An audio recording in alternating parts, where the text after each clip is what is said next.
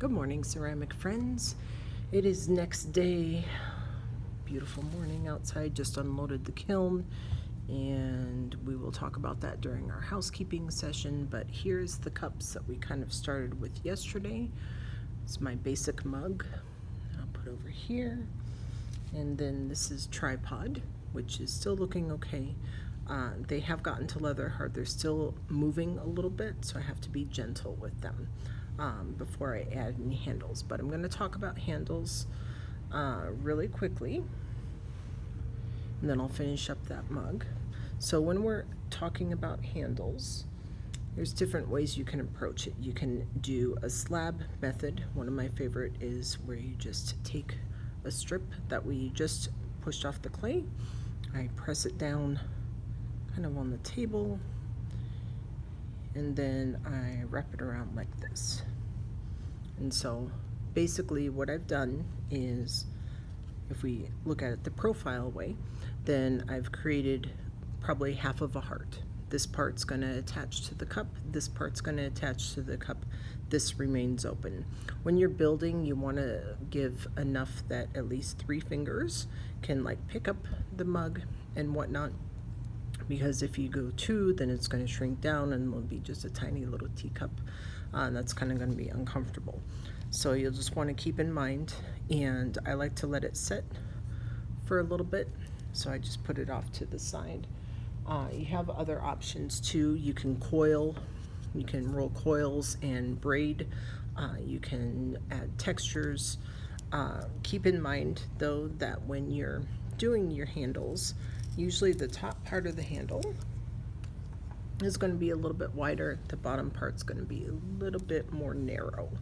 So just as I cut this one just a second ago, and again I just push right here, and I'm gently, this is clay that has been overnight, so it's a little less than plasticky, but it's still giving me that overall look that I'm looking for, that half heart that I'm going to be attaching to my mug.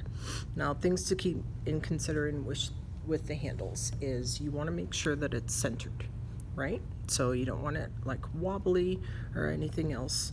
Obviously this one is rough. It has a very sharp edge on this side, and then it has rough stuff going on here. So you will have a lot of cleanup with your handle. I would suggest kind of doing that before you form it as much as possible, but it can be done after the fact. It's not like a huge deal. You just take your fingers, like we've talked about many times before, and you just kind of round out those edges, and you're just trying to make it sure it's nice and straight, so that when it goes to actually attach, it will. Now, things to consider with handles too. You don't want a handle that is going to be too big. Right now this would be a little bit too big for this cup. Ideally your handle would be attaching about right here and then right here. I like it best when I don't see handles going over the top of the cup, because if you were to set it upside down, if the handle is way up here, then usually that's a hanging cup, which is no problem if you have that set up at your house, but a lot of people, that's kind of a unique setup. So if you don't have hanging cups at your house, then I would, or whoever you're gifting the mug to, I would put it down here so that if they needed to put it upside down in the dishwasher or whatnot, then they could. All right, so try to make sure that handle does not go above the rim, and with attachments and stuff, and I would probably end it. What I like to do is, as I'm looking for a place to attach my handle, and quite frankly, this is not ready, the clay is not ready to attach the handle, so I'll be doing something with it in another video. It's still a little plasticky, and there's some stuff that I want to touch up before I add that. But what I'm doing is I'm looking for a place that I want to put my handle, where I feel comfortable that it's going to be stable, strength. Sometimes, well, a lot of times, I will put a handle in a spot where to cover up a boo-boo. So if I've done something, or there's a side that has a flaw, where right now I'm seeing the seam line reappear, So I'm not going to put the handle right here because that's kind of an odd spot. I'd put it, for my tripod, I'd put it in like one side, or one side, centering it on one of those. So I'm going to put this back for now, and I'm going to let these handles kind of rest for a minute, and then I'll decide if I'm going to be using them or not. But I'll let them rest overnight and decide by Friday which one I'm going to actually attach. I think I'm going to let these things rest, and but I will go ahead and finish up this mug. You can see overnight where it's kind of tried to separate from here. It's not a big deal because we will be cutting a bevel edge, an angled edge around the piece, but just in case, I'm going to add just a little bit of slip in there before I start really monkeying around with it.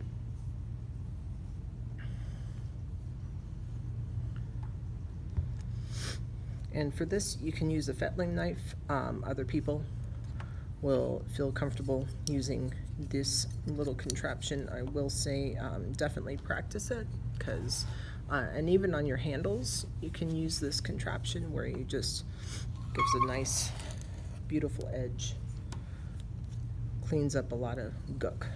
And let me just do it on this side as well.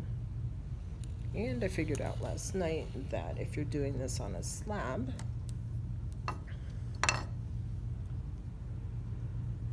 push this down,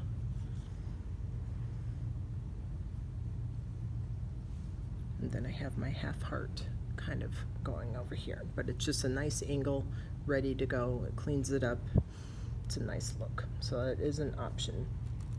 So if you have a slab, and like yesterday I cut it and then I rotated it and cut it the same exact way, really all you need to do is cut it and then flip it and then cut it the other side, and then it'll wrap around and perfectly meet where it's supposed to. So sorry about the confusion on that. Again, you know, test your tools before you use them for sure. So on this one, I still have some cleanup to do. I see my seam line is back. I'm gonna be Botoxing that a bit and blending, but I want to get this base taken care of before I do anything else. And it's been overnight and it's a little stiff, but it's still moving. Anytime that is happening, you definitely just want to let it rest another day. Wet paper towels over the top of it, place it on your board, plastic over it as well, because you need to make sure that it is still workable the next day. You don't want it to dry out too terrible. So I'm going to do that. And what I'm going to do is just take my fettling knife, and instead of doing a 90-degree straight down cut, I'm going to go in at kind of that angle and cut around. So I'm cutting around, and that's going to create a beveled edge at the bottom. And I'll show it to you. Just a second. You might want to use the turntable for this. And it's just going to be a slight bevel, but it's going to clean up excess material that you're not going to want to see. On these types of mugs, you don't necessarily have to add footing. It's nice if you do, but it's not necessary. So that is something a lot of people applaud, because they don't like to add footings, but there's also an easy way to create a footing, and I'll show you that momentarily.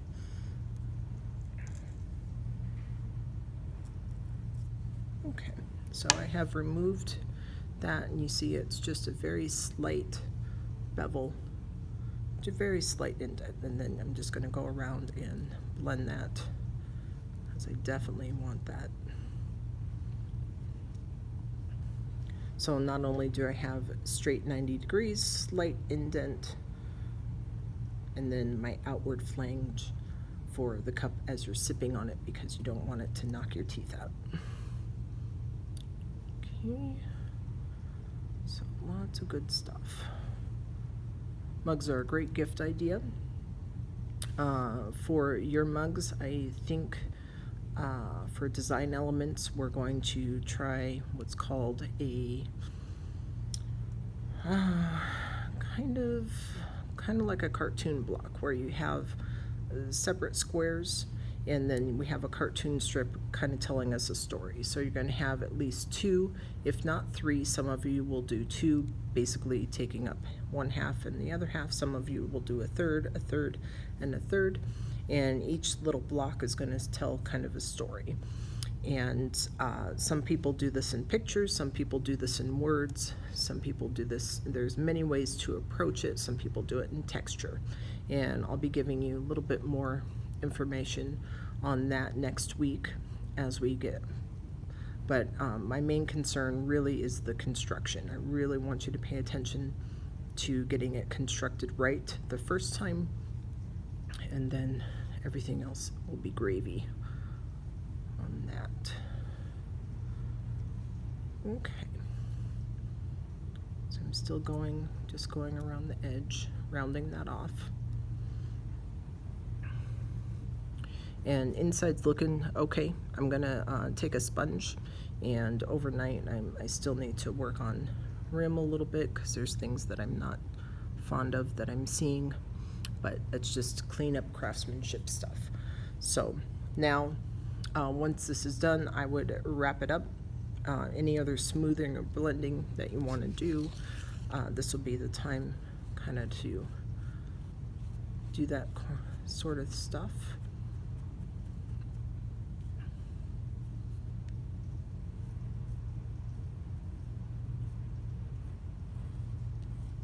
Okay, and I'm just looking for a nice even clay surface, and so I have some work to do on that, but I'm not going to spend video time working on that.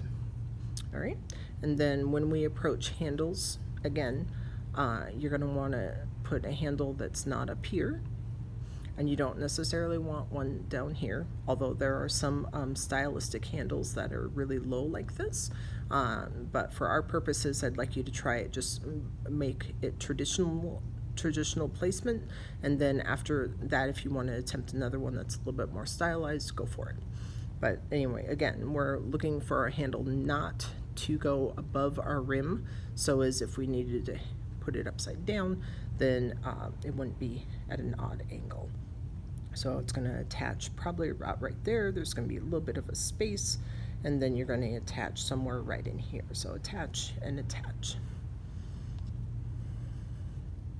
Try to get at least 3 fingers in there when constructing, so by the time it shrinks down, at least someone can have 2 fingers in there. Okay. So hopefully that answered a little bit of some questions. Cleanup wise, I'm just going to go through and flange this out a little bit. It got a little misshaped, so I'm going to try to give it a memory back to what I want it to look like. Little boo-boo right there. I can probably fix that. Can fix a lot of things. But hopefully you will enjoy this exercise. This is one that high success rate on this one. So it's one that usually students are pretty excited about because the outcome is pretty simple if you follow the steps one by one. Okay, rolling the slab, using the template, doing the attachments, everything comes out pretty well on these.